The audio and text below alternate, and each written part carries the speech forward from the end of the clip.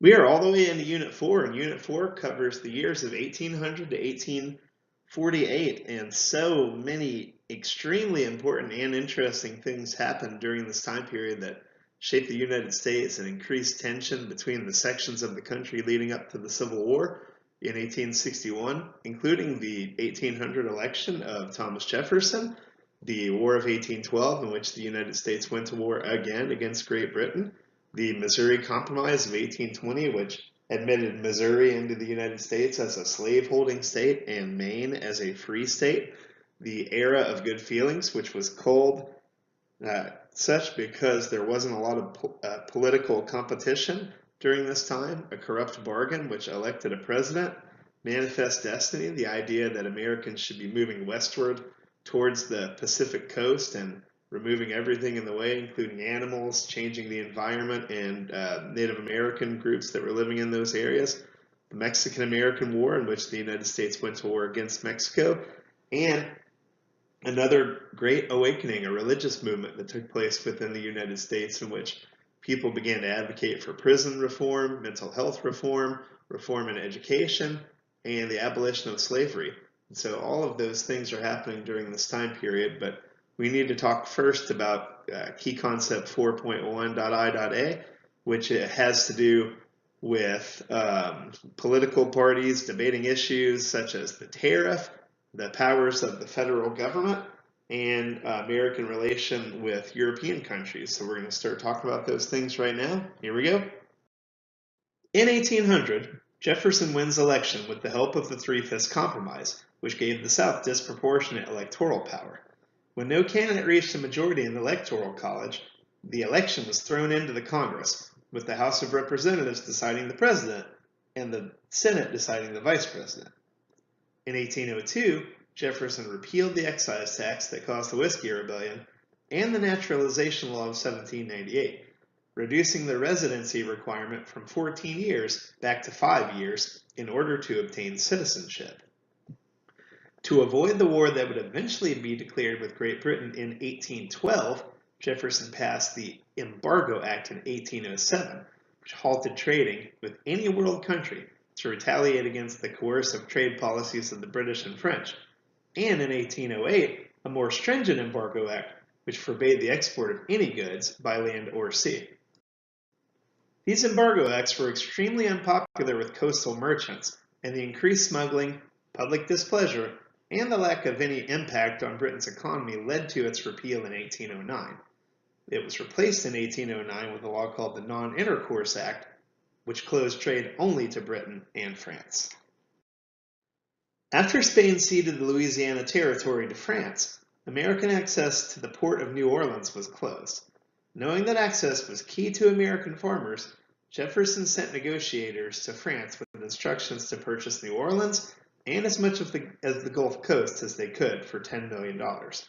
The final purchase price of 828,000 square miles came at the price of $15 million, or 4 cents an acre. Jefferson did not believe that he had the authority to make the purchase, but balanced his principles with the national interest. Fearful that the Louisiana Purchase would dilute their political influence, Federalists in New England and New York plotted to establish a Northern Confederacy, including New York, New Jersey, the New England states, and Canada.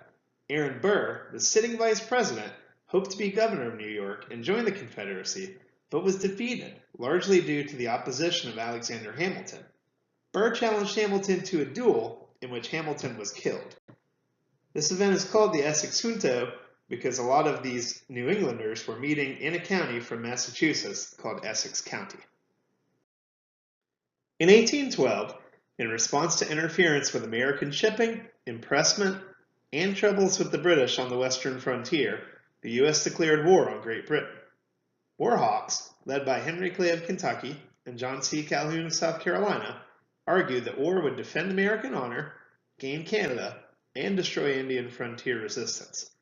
New England merchants were opposed to the war because after the repeal of the Embargo Act, they were making sizable profits from the European War and viewed impressment as only a minor inconvenience. Heroes of the War of 1812 included William Henry Harrison and Andrew Jackson, who defeated American Indians at the battles of Tippecanoe and the British at the Battle of New Orleans. Each would later be elected president. While the War of 1812 was wrapping up, New England delegates from Connecticut, New Hampshire, Rhode Island, and Vermont met to discuss their opposition to the war.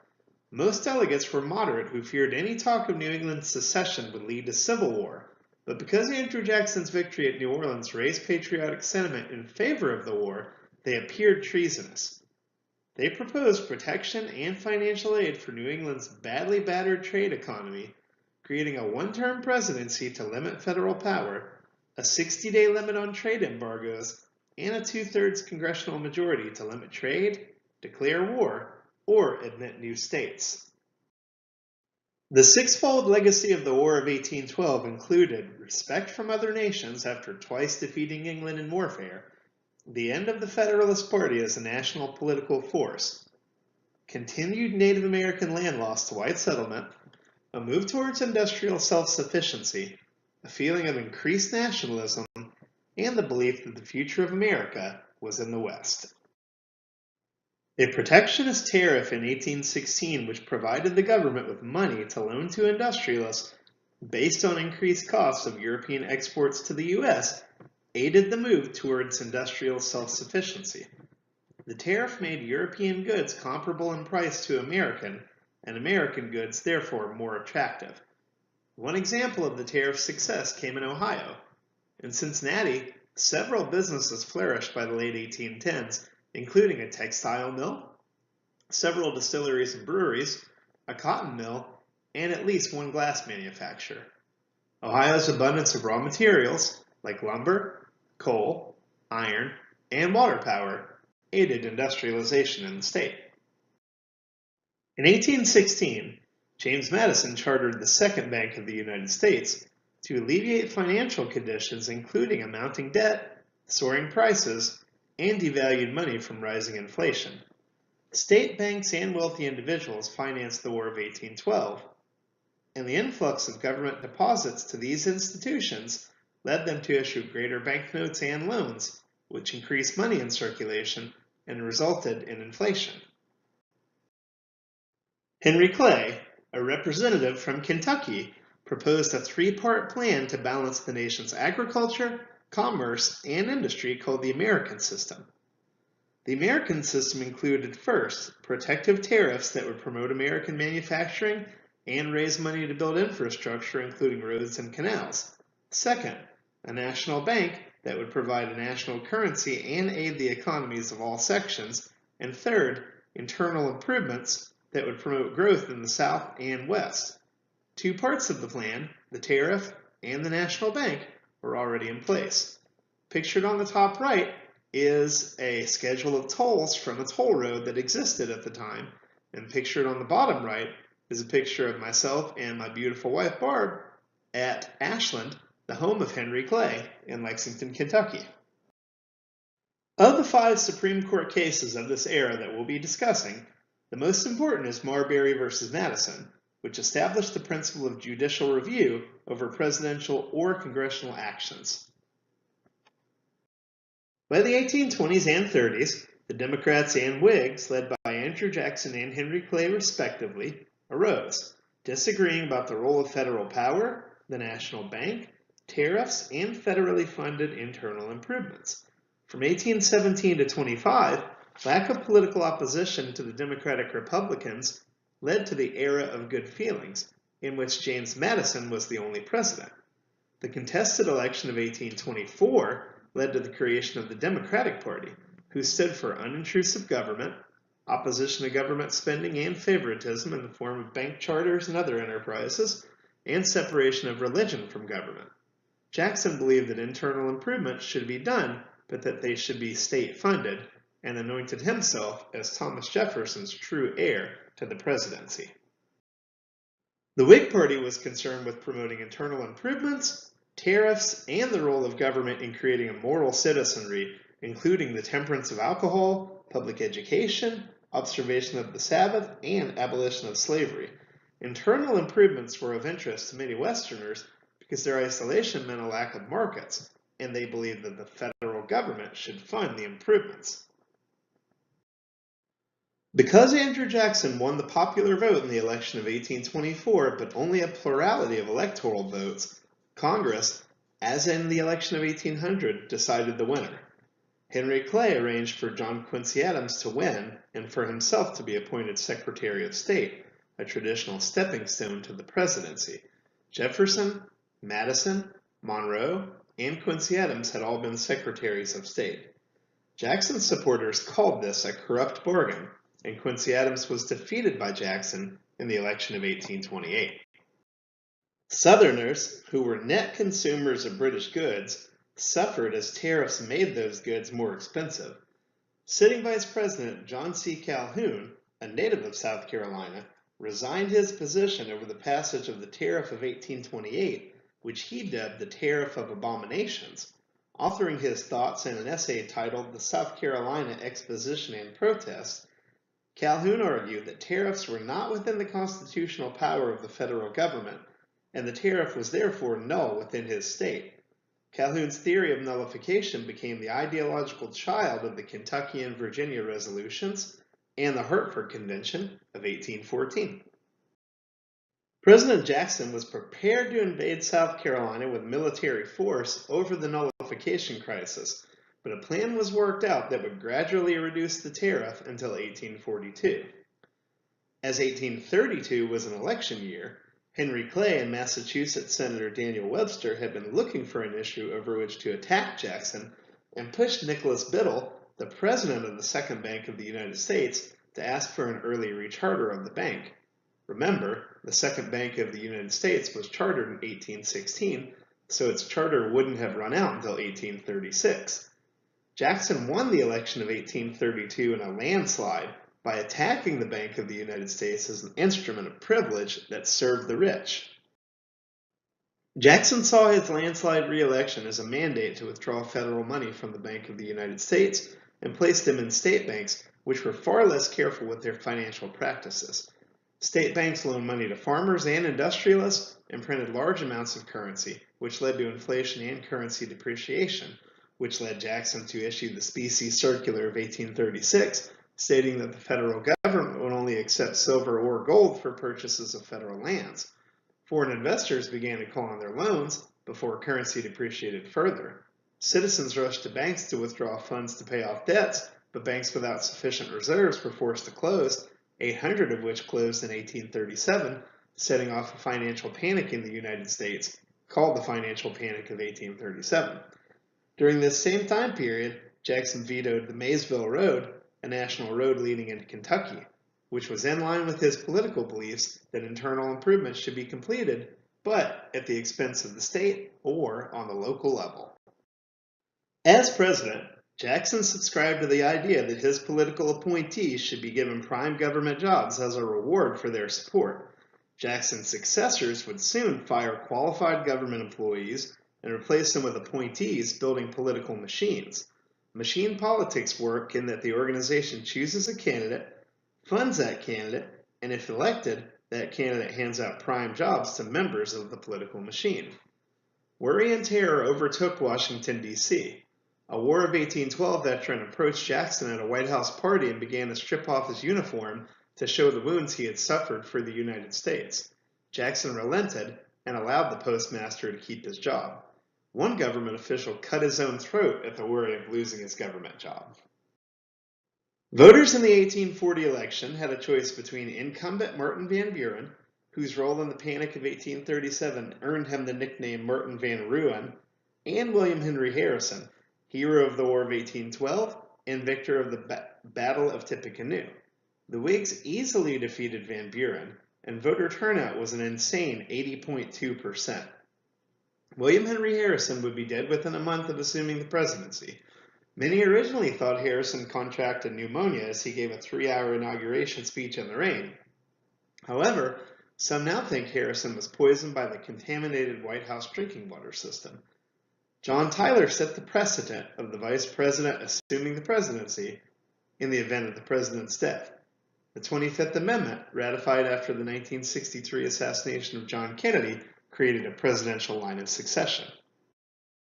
New England Federalists, John C. Calhoun, and Andrew Jackson each put their regional economic, or personal animosities over the national interest by holding the Hartford Convention in 1814, resigning the vice presidency and threatening to secede, or shutting down the Bank of the United States and causing an economic depression over personal dislike of Henry Clay and Nicholas Biddle.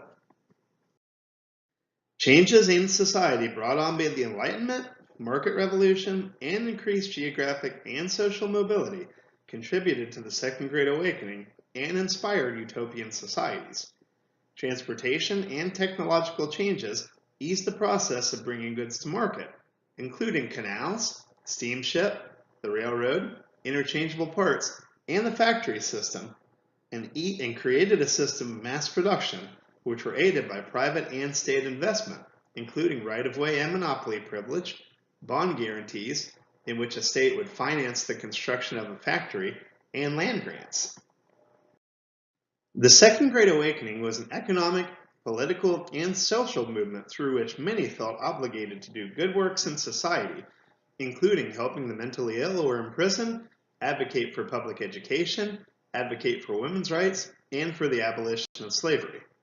The idea of the awakening was a democratizing force, meaning advocacy wasn't limited to societal elites, and awakening ministers aided that advocacy work by stressing their belief in our capacity for moral action.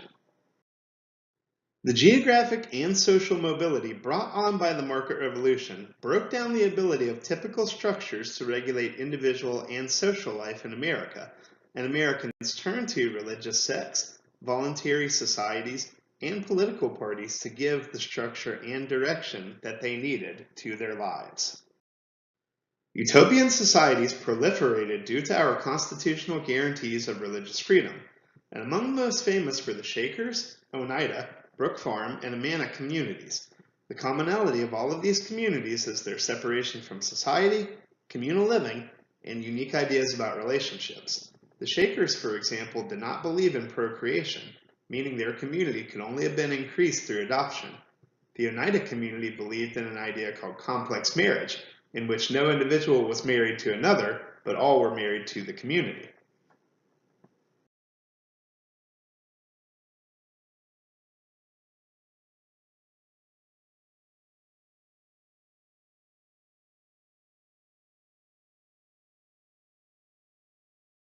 The development of the steam printing press in the 1830s dramatically cut printing costs, and the first mass circulation newspapers began to appear. Newsboys hawking papers on the street told stories of winged creatures on the moon, or of murders, railroad accidents, and cannibalism. During the 1830s and 40s, the modern mass circulation newspaper emerged and introduced features that we still associate with the daily news, including crime stories, gossip columns, editorials, stock tables, and sports pages. Americans flocked to the theater where audiences threw food or even chairs at the actors. Americans attended sermons, political speeches, poetry readings, and public lectures, as well as minstrel shows, which popularized the music of Stephen Foster, a prolific composer of the era. Minstrel shows, racially abhorrent, reflected the racism of broader society. All of these elements combined to create a new national culture. Fourierism, cooperative socialism advocated by French philosopher Charles Fourier, was imported to America in the 1830s. 28 of his communities that found manual labor degrading and organized their residents by their passions were founded in the U.S., including Brook Farm, home to American transcendentalists including Henry David Thoreau, Ralph Waldo Emerson, and Margaret Fuller. Transcendentalists were part of the Romantic movement and saw nature as the face of divinity, believing in the direct connection between the universe and the individual. Transcendentalists also advocated for abolition. Ralph Waldo Emerson and Henry David Thoreau are pictured on the bottom right of this slide, and on the top right and bottom left are paintings of Thomas Cole, a Romantic painter, during this era. Enslaved and free African Americans created communities and strategies to protect dignity and family structure, and joined political efforts to change their status. As many as 1/3 of enslaved children in Virginia and Maryland experienced family separation, and although state laws didn't honor enslaved marriage, marriage often took place and was promoted for economic reasons. Kinship created and retained family integrity, whether kin was related or unrelated. As you can imagine, retaining family integrity might have been difficult in an era in which mothers, fathers, or children could have been sold, and after slavery was abolished by the 13th Amendment in 1865, many African Americans attempted to reunite their families through advertisements such as the one pictured on the bottom right. The enslaved resisted in many ways, including working slowly, faking illness, breaking tools, and sabotaging production. Theft was common. Slaves pilfered fruits, vegetables, livestock, tobacco, liquor, and money from their masters. The theft of foodstuffs was especially common and justified on several grounds. Woefully inadequate rations didn't support the exertion of plantation labor, and philosophically, theft was not possible in a situation where an owner controlled everything a slave owned. As early as 1787, the Free African Society was formed in Philadelphia, and the African Methodist Episcopal Church was formed by 1794. Institutions such as schools, newspapers, and relief societies had been the cornerstone of the African American community for generations. Early relief societies provided a form of health and life insurance for their members, care of the sick, burials for the dead, and support for widows and orphans. Later societies sought to promote education and job training, especially for newly arrived African Americans, freemen, and fugitive slaves. While the number of societies attest to the wide-ranging efforts of Northern free blacks, many were hampered by low funds and low membership. Abolitionists waged a biracial assault against slavery. Anti-slavery societies sent petitions with thousands of signatures to Congress, held meetings and conferences, boycotted products made with slave labor, and sometimes advocated for the violent end to slavery. David Walker, an escaped enslaved person who fled South Carolina to live in Philadelphia, wrote an 88-page document called his Appeal to the Colored Citizens of the United States, in which he said, "It is no more harm to kill a man who is trying to kill you than it is to take a drink of water when thirsty." In 1833, the American Anti-Slavery Society was formed, and its declaration, drafted by abolitionist William Lloyd Garrison, who eventually burned a constitution in protest, calling it a white man's document, pledged to work for emancipation through nonviolence. William Lloyd Garrison would eventually go on to publish an abolitionist newspaper called The Liberator. Garrison, whose aforementioned belief that the Constitution was a pro-slavery document, denounced churches, political parties, and voting, eventually came to mentor Frederick Douglass. Though Douglass believed the Constitution could be wielded on behalf of emancipation, and unlike Garrison, did not advocate the dissolution of the United States.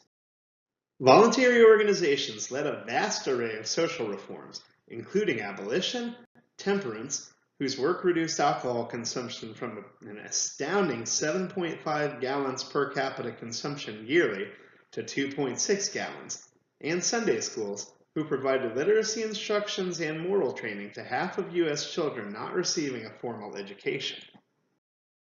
Abolition movements gradually achieved emancipation in the North, even as many state governments restricted black rights. Anti-slavery efforts in the South, however, were largely restricted to slave rebellions, the most famous of which was Nat Turner's Rebellion of 1832, in which Turner and others murdered their master's family, then 50 additional whites. The women's rights movement, bucking the prevailing ideology of the cult of domesticity, was founded in 1840 by Lucretia Mott and Elizabeth Cady Stanton, who organized a conference held in 1848 at Seneca Falls, New York, at which a document was created, the Declaration of Rights and Sentiments, modeled on the Declaration of Independence, which stated that all men and women were created equal. The convention was attended by 200 women and 40 men, including abolitionist Frederick Douglass.